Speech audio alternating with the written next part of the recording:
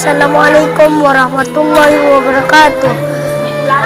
Nama saya Muhammad Isa Irsyam. Saya akan menceritakan kisah Nabi Nuh alaihissalam. Kisah ini menceritakan tentang bagaimana Nabi Nuh berhadapan dengan masalah di mana pengikutnya engkar, tidak mau mendengar nasihat Nabi Nuh. Ada di antara mereka yang masih menyembah berhala. Di antara berhala-berhala yang mereka sembah, ada 5 yang paling mereka kagumi, yaitu Wa'ad, Suwa, Ya'uq, dan Nasr. Ini semua hasil daripada pekerjaan iblis dan pasukannya yang berusaha sekuat tenaga menyesatkan manusia agar tidak menyembah Allah dan masuk neraka bersama iblis.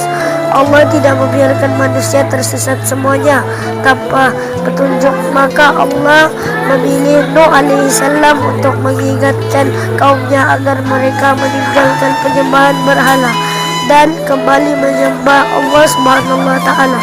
Siapakah Nuh alaihissalam? Nuh adalah cucu daripada Nabi Idris dari umurnya yang sangat panjang, sekitar 1000 tahun. Hatinya mulia dan sabar luar biasa. Pikirannya juga sangat cerdas, rendah hati, soleh, dan juga taat kepada Allah. Nabi Nuh adalah Rasul Allah Ta'ala yang pertama.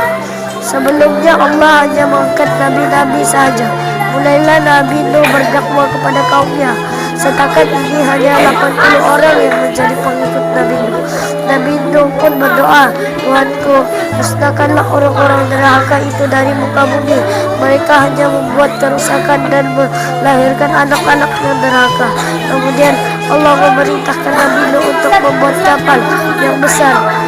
Pada masa itu ilmu perkapalan pun berkembang dengan baik. Allah mengajarkan ilmu itu kepada Nabi Nuh, maka Nabi Nuh bersama pengikutnya membuat kapal besar terbuat dari kayu. Dan jika kaum Nabi Nuh makin menjadi-jadi melihat pembuatan kapal itu, terasa aneh bagi mereka, apalagi mereka tinggal jauh dari laut. Dan Nabi Nuh memerintahkan untuk mengambil haiwan-haiwan sepasang jantan betina, semua diangkut ke dalam bersama orang-orang yang beriman. Assalamualaikum warahmatullahi wabarakatuh. Muhammad saya Syafiq bin Jama dari kelas tahun 4. Dan saya akan menceritakan kisah Nabi Harun alaihissalam. Nabi Harun adalah juru bicara Nabi Musa dalam menyampaikan dakwah, baik kepada umatnya atau kepada Fir'aun. Mengisahkan Nabi Harun tidak bisa lepas dari kisah Nabi Musa karena ia adalah juru bicara Nabi Musa. Ketika menghadapi Fir'aun ataupun umat Nabi Musa sendiri, kisahnya dimulai ketika Nabi Musa berhasil membawa umatnya keluar dari Mesir dan selamat dari kejaran Fir'aun yang ingin membunuh mereka. Kini tibalah saatnya bagi Nabi Musa untuk menerima wahyu dari Allah. Dia memerintahkan Nabi Harun agar menjaga umatnya, jangan sampai mereka kufur. Lalu Nabi Musa naik ke gunung Tur Sina untuk berkhalwat dan berpuasa selama 40 hari.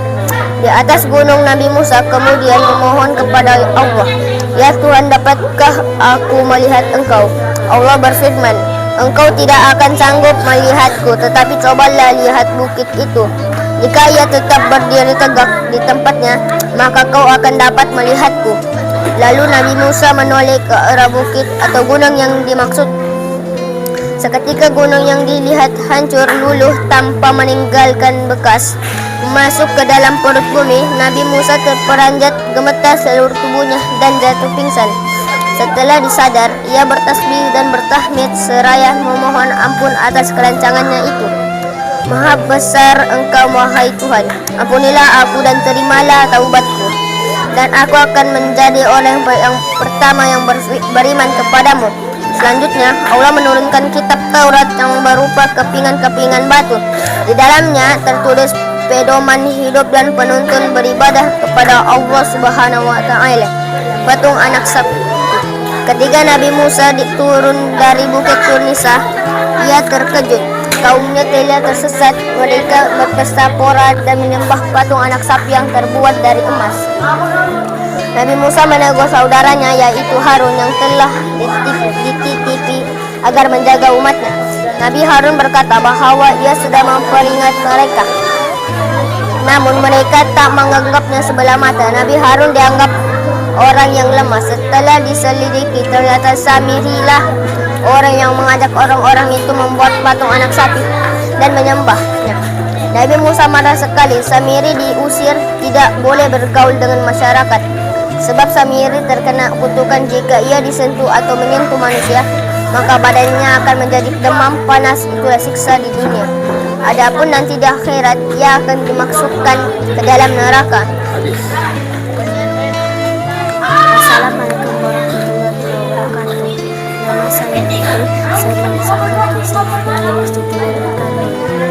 Nabi Yunus adalah anak kepada Muta bin Matan, Rajul bin Malik bin Rashad bin Sulaiman bin Daud, baginda keturunan Bani Israel, dan dikenali dengan nama Amtai. Nabi Yunus adalah seorang pemuda yang soleh dan beriman kepada Allah. Ketika berumur 30 tahun, baginda diutusi menjadi rasul, tetap untuk menyuruh penduduk negara bernama Ninawa yang menyembelih berhala, tetapi mereka tetap ingkar dan tidak beriman kepada Allah. Yunus menyuruh pada kaumnya beriman kepada Allah yang Esa. Kaumnya ingkar dan juga akbar. Baginda tidak berputus asa. Wahai kaumku, kembali kamu kepada Allah yang benar. Sesungguhnya kemewahan itu malaikat kamu, namun mereka tidak menolak, lalu berkata, agama kami. Nabi Yunus berdakwah kepada mereka selama 23 tahun. Hanya 2 orang saja yang menerima dakwahnya. Sebab kecewa dengan kaumnya, baginda berdoa kepada Allah agar dakwahnya diterima oleh kaumnya. Allah mewakilkan kepada baginda agar terus berdakwah selama 40 hari lagi, dan setelah itu Allah akan menurunkan azab kepada mereka.